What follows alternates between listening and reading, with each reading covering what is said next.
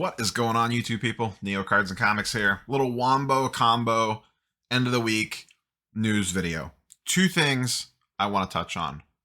Some PSA news and the Topps / Fanatics college sports card deal thing. So those are two things we're going to touch on. I wanted to talk about both of them, so just combining them all into one video. I'm not sure either one deserves an entire video on its own, but definitely stuff that I wanted to touch on. So, PSA stuff first. PSA podcast was out this week, which if you're in the deep into the sports card space, trading card space, I would highly recommend that you listen to the PSA podcast. There are always really good nuggets in there. And this week was no exception, as they had the president of PSA on. And he was discussing, they were talking about value service coming back. And there were some really good nuggets in there. One, they fully expect the backlog to be cleared by mid-September. So by mid-September, no more backlog, toast. They also said, which this was more clarification because there was some confusion on this. Even I was a little confused, and the commenters were confused for sure on the videos that I did, that the goal is that by mid-September, which is about 90 days from now, the backlog will be cleared. 30 days after that, these value orders going in now will be starting to head home. So it is 120 days from now, from when you submit. People were speculating that it was 90 to 120 days from when the backlog was cleared. No, they're saying it's 90 days until the backlog is cleared, and then another 30 days to get the value stuff out the door. So total turnaround time, 120 days from submission date. Obviously, that could shift, but as of right now, that's where they're sitting at. So that was the first big nugget. One, the fact that the backlog will be cleared by mid-September, which is pretty much what a lot of us have speculated. But I mean, they came out and straight said it this time instead of kind of beating around the bush a little bit. And then clarification on when these value orders will begin shipping back. The other thing that they discussed, and this isn't the first time that I've heard this, but they went a little bit more deeper on it in regards to kind of where the backlog is sitting right now.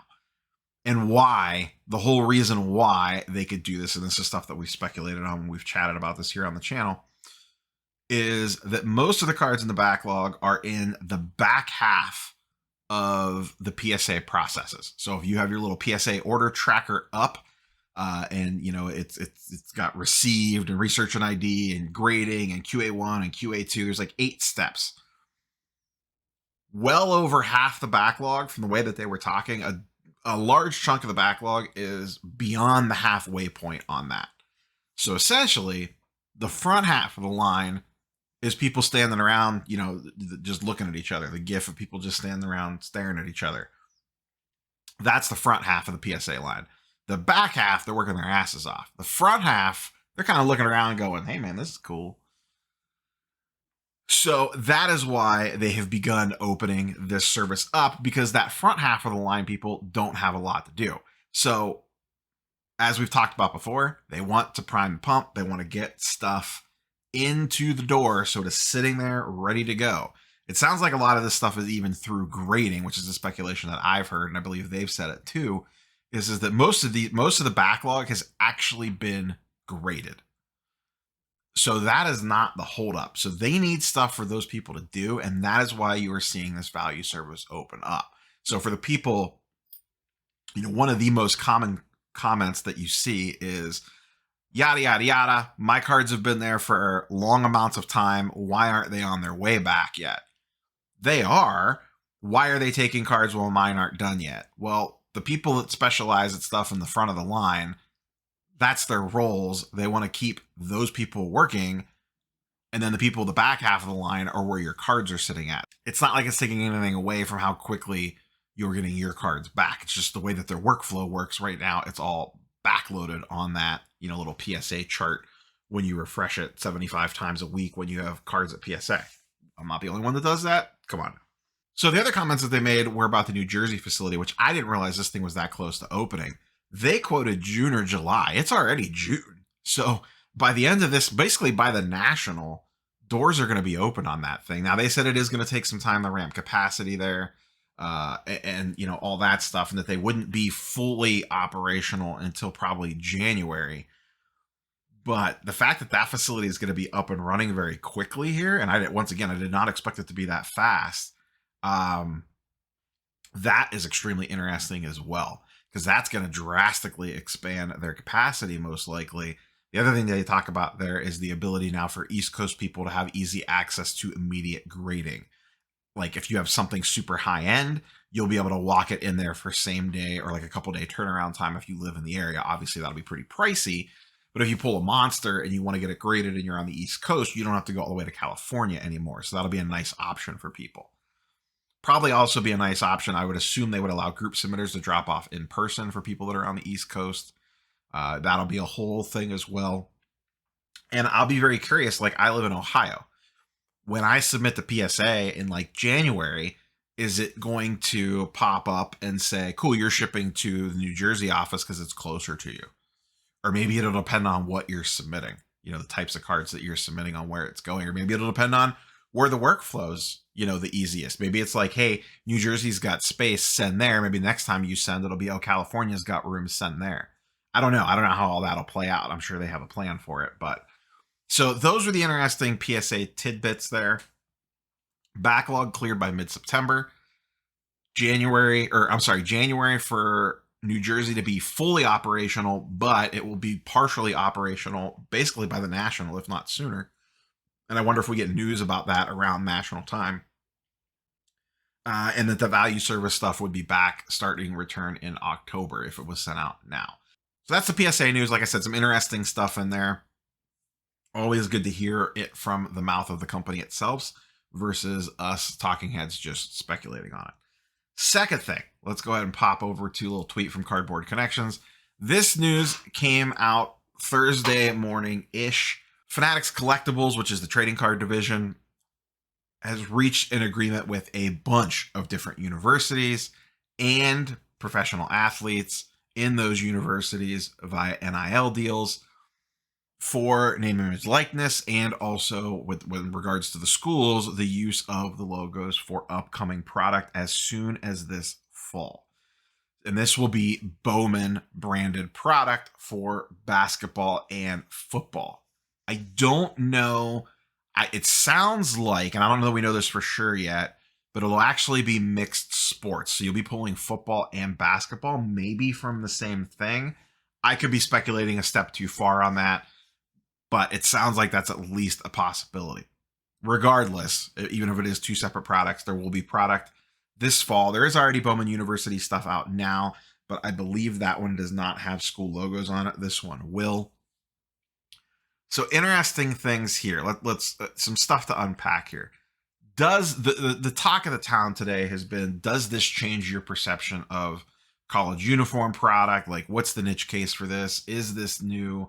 You know, is a CJ Stroud auto going to be treated like a Juan Soto, Fernando Tatis first Bowman Chrome auto? Because, you know, these will be, I assume Bowman University will potentially be that it's Chrome-like product. So will that be like a first Bowman? Will it say first Bowman auto on it? Or first Bowman card or something like that on it? I don't know. Here's my general thoughts on this product and kind of how I'll treat it. One, I think it is fantastic collector product. If you're a big fan of the player and or the college, I think this will be a very affordable entry point for both wax and potentially singles. Now, the one thing that'll be a little different about this compared to other college product that we've had in the past, typically when we got college product in the past, it was right before the player was about to go into the professional sport. Essentially, the cards would come out and then they would basically be drafted, and there was a very narrow window there of when those cards actually mattered.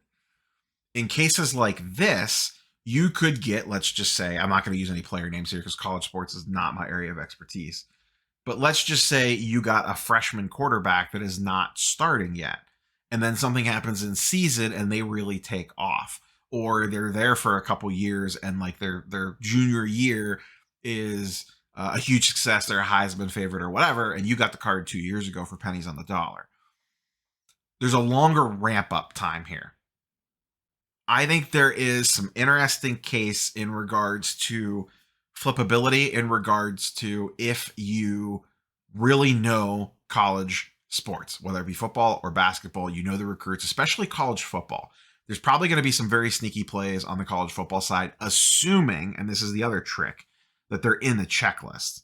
That's the problem too. There's so many college players. Are they going to even be on the checklist to have cards until they get some hype behind them? But if you could potentially get some sneaky plays, some things slip through the cracks, and then that player takes off, goes on a bull run, goes on a tear in March Madness, or something along those lines, I could see those cards having pretty decent potential to accumulate value. But I think trying to spin this forward and say that, I'll go back and use CJ Stroud again, that his Bowman University auto, his first Bowman auto out of this product, or out of any Bowman product, is going to be the equivalent to a baseball first Bowman auto. I think that's the trap, personally. I still think the same thing happens. Once these college hits the professional leagues, there's actually cards coming out in them in their NFL, NBA uniform. I think these Bowman University cards will take a massive hit, because at that point the floodgates are open and you have all their real cards out there. If the player was an iconic player at the university, maybe they will hold, the example going around was Tim Tebow. Tim Tebow Florida autos would hold some value. You're not retiring off of them, but they'll probably sell for a couple $100, and they'll probably always sell for a couple $100 because he has such a loyal fan base behind him. Stuff like that will still exist, but I don't think it's going to be the same as CJ Stroud goes to the NFL, has a massive career, and then all of a sudden that first Bowman auto is looked at as the grail like it is in baseball. I just don't think that's a comparable thing. That's the way I view it. I could be 1,000% wrong, but I really don't think this changes the college uniform thing versus a minor league thing. And the baseball thing is apples and oranges in my mind. Maybe I'm right. Maybe I'm wrong on that. I don't know. But I feel like there is a window for that product that you could potentially, pick some players, get lucky, have a good insight into something, whatever the case might be. I think there's an angle there for potential flips if you know the stuff. I don't. I probably won't mess with it. That's just me. But I also think there's a trap to holding this stuff too long, thinking it's going to be the next first Bowman autos. Once again, I could be completely wrong on this. This is just my speculation on it. So that's that news. We'll see how that product comes out. It'll be interesting. Maybe I would rip a box. I don't know. Once again, college sports is never really my thing. I watch Ohio State games, and then I watch college basketball basically just at March Madness, no other time outside of that. So just not my thing. But for a lot of people, it is. I don't know. We'll find out. Time will tell. Time will answer this question for us. All we could do is sit here and speculate. So that's all I have for you guys and girls today. Like I said, 2 newsy updates, 2 very important newsy updates, but I just didn't feel that they each deserved their own separate video, so just combine them in the one. Saturday night, if you are in the Northeast Ohio area, 101 Sports Cards is having a trade night. I will be at that. And as I announced on yesterday's video, I will be at the Midwest Monster next weekend. I'll be getting into town Friday afternoon, and then I'll be there Friday and Saturday, coming home Saturday. And then the following weekend, I will be at HeroCon, my first Comic-Con. So that should be exciting as well. But like I said, smash the like button, subscribe if you haven't, and we will catch you guys and girls on the next one. Peace.